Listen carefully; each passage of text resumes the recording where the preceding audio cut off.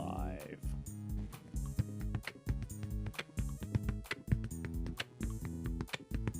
From the Groove Surfer Studios. In the big building. Welcome to Coffee with Stripes. I'm Joe. I'm Mike. This is Stripes. This is Stripes. How's There it we go. going? I'm getting in the middle here. Yeah, I I'm on frame. There we I go. got to get in here to show everybody yeah. my awesome new Quid Quo shirt. Oh, okay, I'll get it. Quid quo. Quid Quo? Yeah, when's the next show? You know, I don't know when their next show is, but their last show they played with a free salamander exhibit. Some guys from Sleepy Time Gorilla Museum in that band. And, yeah, that's Chelsea Gaddy's band, Quid Quo, that we keep trying to get on Coffee with Stripes. A local Seattle group. I've literally had more of their shirts on our show than I've had of their bands. Yep. Hey, Mike, you seen that new Blade Runner movie yet? I have not. Neither have I. No spoilers. We just talked to a friend in the parking lot at the gas station who come and seen it from twice. James Reinhardt expressed to me what a spiritual experience it was for him to watch that particular film. He was like, hot damn, Joe. He was freaking electric with excitement. So I'm just, you know what? Blade Runner was like, everybody goes, oh, Blade Runner's my favorite movie. I know like 10 people who go, oh, Blade Runner's my favorite movie. That was like my only movie. Like, my dad got me no movies when I was a kid except like Blade Runner. I watched that movie like 50 times, man. Yeah, isn't that the one with Wesley Snipes? What? He's a vampire. Blade? Those are not the same film. Oh, no? No. Oh, I was getting mixed up. That would be a good mashup, though. Call it like Blade Runner? Blade, comma, Runner. Well, I got something for you, Joe. Oh, bring it on. I know what it is, too. It's our favorite bit where Mike's going to read me something. Mike's going to read me. Here, let's get a better audio on that thing that we did. Okay, there we go. Today or tomorrow. In this segment, Mike's going to read off, or he's going to come at me with some information, and then he's going to ask me if this is something that is happening today or if it is something for the future. Okay, bring it on, Mike. Mutant chickens. Oh, that's happening right now. That happened 25 years ago. Mutant chickens that lay eggs that can fight cancer and hepatitis. Whoa. I feel like that's just the next level of fortified vitamins and minerals. Isn't that just the next step? You just have the chicken lay the egg and it's already got all the vitamins in it? Yeah, that's what the idea is. And not just that, but also immunities from drugs and, types of sickness. So is this something they're working on, or has they actually laid a cancer-fighting egg from a mutant chicken? Well, I feel like there is no way that a cure for cancer as cheap and effective as eating an egg would be allowed to be made in this current environment. So I'm gonna go ahead and say that's something for the future. But I'm gonna peer into my own precognitive abilities and guess that they've already got an egg that does something. So It's happening today in Japan. In Japan. In Japan, the Japanese researchers have made mutant chickens, and what they'll do is they'll kind of get the rooster all medicined up and gene treated and gene therapied until a few generations down of procreating. Voila, out comes the egg with the magic hepatitis resistant and cancer fighting and whatever they want. Whoa.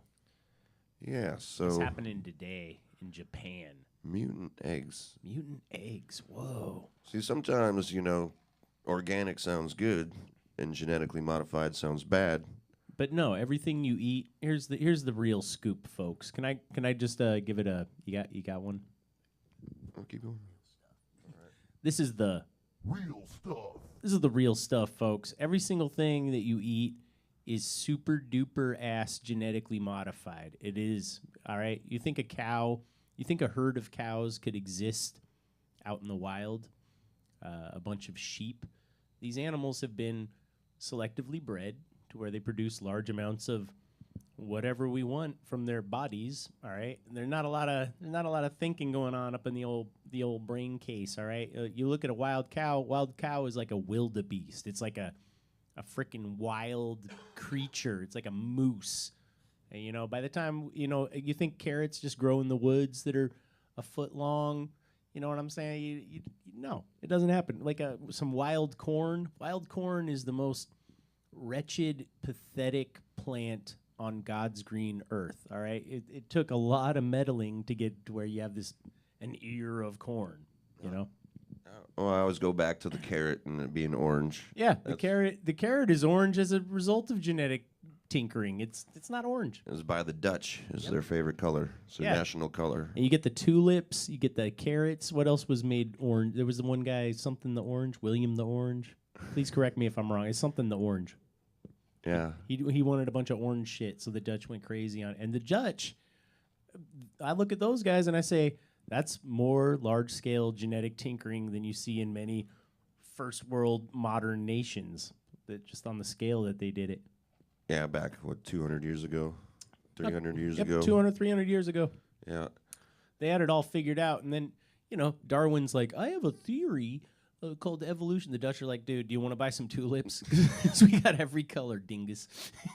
Right. I actually saw a great picture just yesterday of an aerial photograph of Holland in the middle of a tulip season, and it's just flat, perfect colors. Yeah, just green and red and blue and yellow and like purple. Yeah, like all those really small northern European countries, the Netherlands and kind of like Denmark, all the ones that the ones that are about smaller than I want to say about Massachusetts kind of size.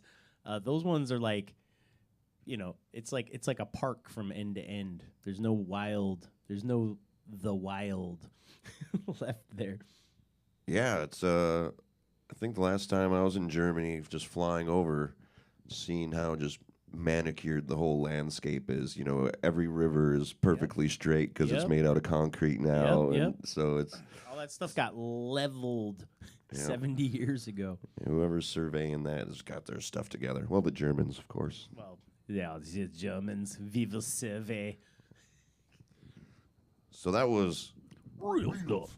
real stuff. See, we got part of our techno gauntlet here. It's got a couple things that it's pretty good. What else have we got? We got some real big. Oh, Weird. speaking of weird, we've been making leaps and bounds in advance of our techno gauntlet program, and we will soon be doing live performances featuring our techno gauntlet lineup. Yeah. The app is out there, folks. The app is out there. We're just working on our stage act. Get the app, man. Get the app. Get the Techno Gauntlet app. You're gonna get it, and you're gonna be like, I don't know how this works. But that's why we're gonna start releasing a series of instructional videos on just what to do with your app. If you want to go ahead and start stockpiling Android 2.0 or later phones now, before they get real hot on the market with our app and the new wind it breathes to that equipment. Yeah. Either hold on to them for yourself or Give them to us.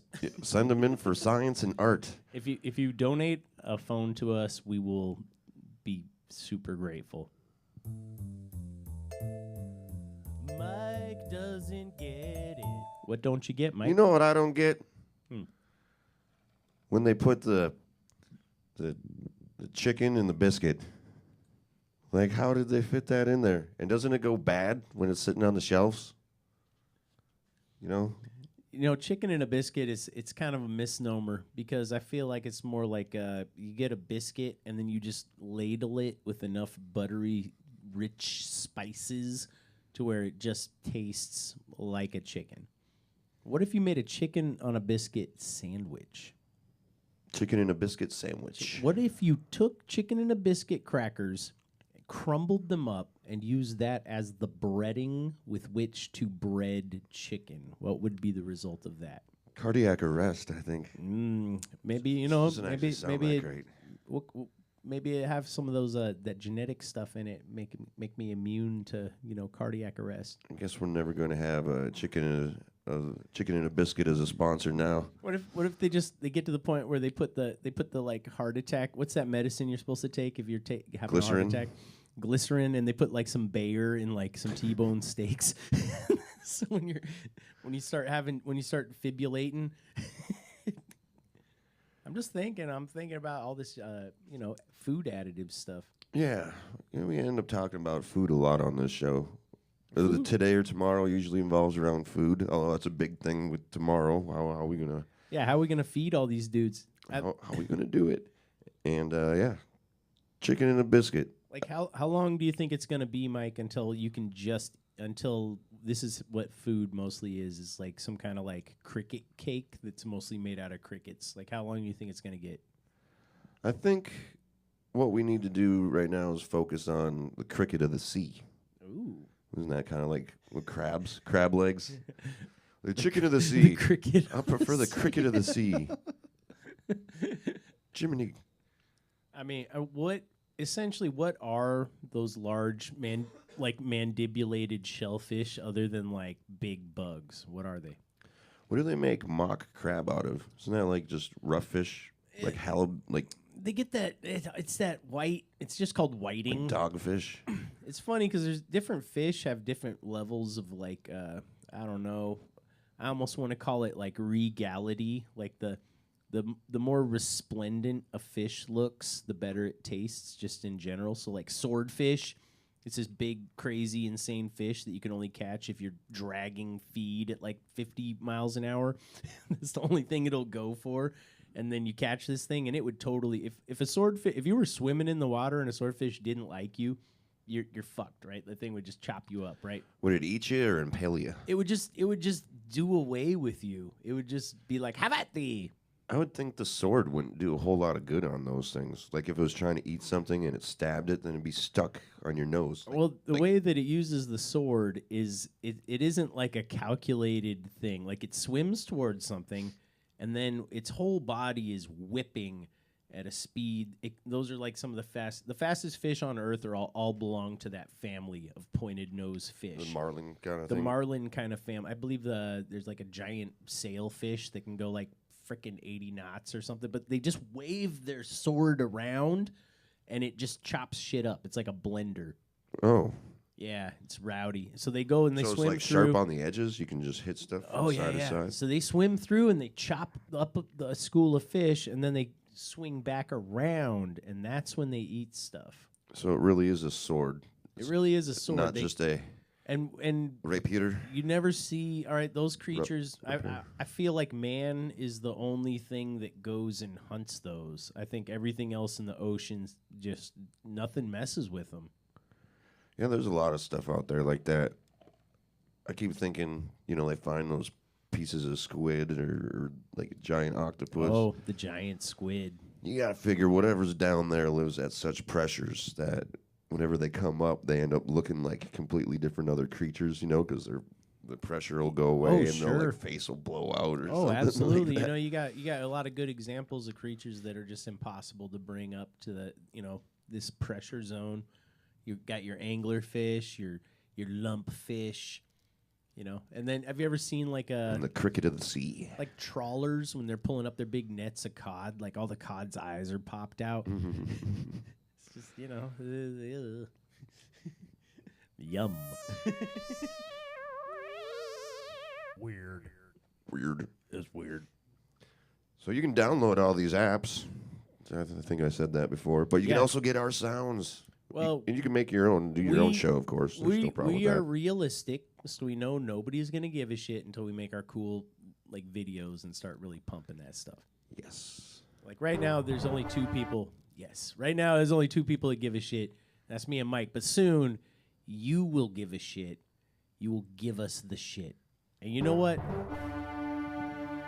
The King of America. As the King of America, I would sit upon my freshly polished ivory throne that smells of lemon pledge, and I would decree free lemonade for everybody. And I would also say that Oh, no, thank you. Thank you, everybody. I love you too. I would also make it mandatory that everybody goes outside of their comfort zone with something creative once in a while. And that's what this whole techno gauntlet thing is for me and Mike. You know, we're kind of pushing ourselves into the electronic make an instrument kind of zone. Yeah, but it's still comfortable. I mean, It's comfortable. it's got to be way more comfortable doing this show than it has to be watching it.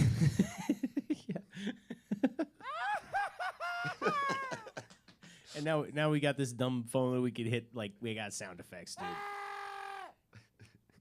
Yep. Funny. I could go on forever with this. Please don't. NSFW. Okay. So you would make sure everyone gets creative. Yeah, I would enforce that. I would say, hey, man, what are you really good at? And they'd be like, I'm good at this. And I'd be like, well, you got to do this other thing now. So art wouldn't be an elective. It'd be mandatory in college. Art would be have to- what defined your ultimate, like, place in the meritocracy. You'd have to be get you some clay. You don't need any books in this class. You just need clay and an imagination. What would be the first thing you would make in your clay class, your sculpting? First thing I would make in sculpting class, it would depend largely on how much trouble I'd get in for making like a bong. A bong? I'm just kidding. I'm kidding. Oh, man. Well, that's what we used to do in high school. Yeah, that's what everybody tried to find a sneaky way to like make a bong in class and not have and you know the teacher's just like, that's a bong, that's a bong, that's a bong. I remember when we had clay and we're doing something, our first project as 10th graders or something was ashtray. And I think that had been going on for maybe 60, 70 years. Make your ashtray. parents make your parents an ashtray. Parents an ashtray. It'd been going on for 67. I would imagine they finally just came around and put an end to it. They're like, you know what? Man. We've been teaching these kids not to smoke since they're in kindergarten. Let's stop building ashtrays. But what else are you going to build? They're perfect. Just put the little notch in them. You call it done. You know, American kids are lazy, dude. I bet on other continents, those little kids are making like 20, 25 ashtrays a day. They're making iPhones, man. Oh, yeah, that's right. iPhones and Nike shoes. Man, how much is that new iPhone? The newest new one? The X. The X. The X is going to be $1,000 $1,000 for the small space model. Oh, It starts at $1,000. That's the ground floor. Yeah. So what makes it $1,000? Because my phone was like $500 and it's pretty freaking sweet. So I'm trying to imagine like what The screen, the processor, the stock price. I don't know. that's funny. Does it have a mini? Does it have a freaking 1/4-inch pin on it? Nope. Nope. You mean for the? I was just scratching my balls on TV. Yeah. You mean for the headphone jack? Yeah, the headphone jack. No headphone jack. They're still on the. Oh, you got it. So you got to get the Apple headphones too. Yeah. You got to go to the Apple store and just give them. You got to just pull out that credit card and just rub it all over the Apple store. But here's the thing: you plug it into where your charger goes, so you can't have your phone on the charger and listen to headphones at the same time. Unless you get 2 chargers. No, it still doesn't. Well, unless you have a Bluetooth Do their headset. chargers? and Do then their you- chargers not plug into any power outlet except for the Apple power outlet? I'm sorry.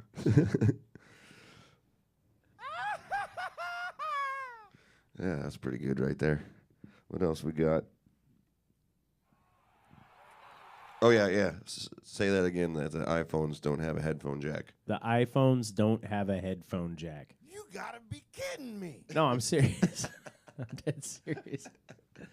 Oh my god. So we're also going to start a morning commute radio show. It's going to be called Winky and the Fuzz. I don't know. No, we're not. Yeah, Stripes' dog park report. It's pretty crowded at the dog park today. There's a lot of pooping going on the west side. It's a little sunny. Got something on my feet. We got some Scottish Terriers in here starting some shit. There's a Rottweiler who doesn't like anybody sniffing his butt, so pay attention. So, I'd like to remind everyone out there that this is Coffee with Stripes. Woo! This is Stripes. Stripes. And we want you to be on the show. We have plenty of opportunities for you to come and show off your talent to Seattle and the world. I've literally been trying to drag anybody who's more interesting than us down here for like all week, and I've been met with mixed success. But we got to get some acts back on here, Mike. Yes. Remember back when we used to have bands go out and play all the time. It was really nice. Yeah, but they played for so long. I didn't have enough time to talk. Now, you know what? They took up the whole show. Sometimes we do just need to talk, make sure our equipment still works and shit. Yeah, I set it all up today. In fact, we've been doing some live stuff. We did the Doghouse remote. Yeah. We did a couple NFL games. Well, we won't be doing any more home games unless we are filming the Groove Surfers playing, because the Groove Surfers, the band I'm in, we're actually going to be playing at the home games for the next Seahawks foreseeable. What's the name of the studio where the Groove Surfers practice? The Groove Surfers Studio. Well, that's where we are. You gotta be kidding me.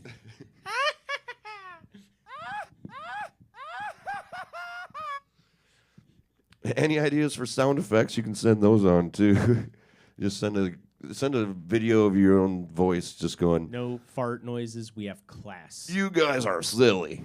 You know, just send a voice of that. Maybe in the video we can just splice it in there every once in a while.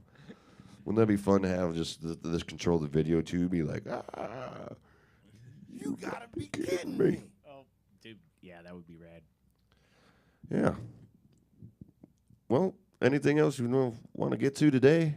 You know what? I wanna get back to cracking on that techno gauntlet, and I wanna start producing our series of instructional videos, and we got a lot of shit.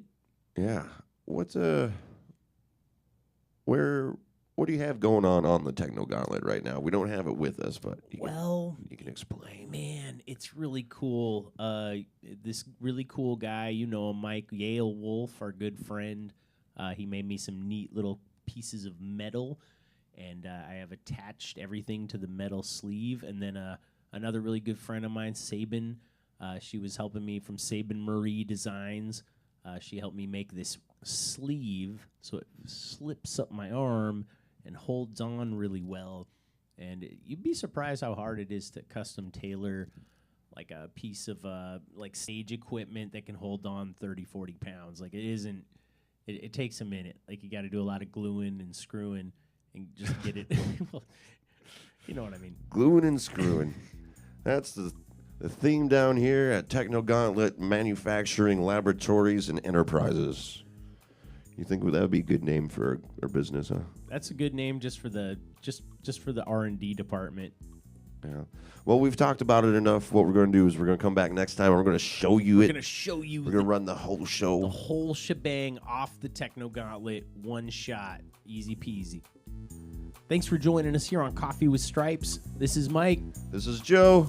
This is Stripes. We'll see y'all next time. Bye-bye.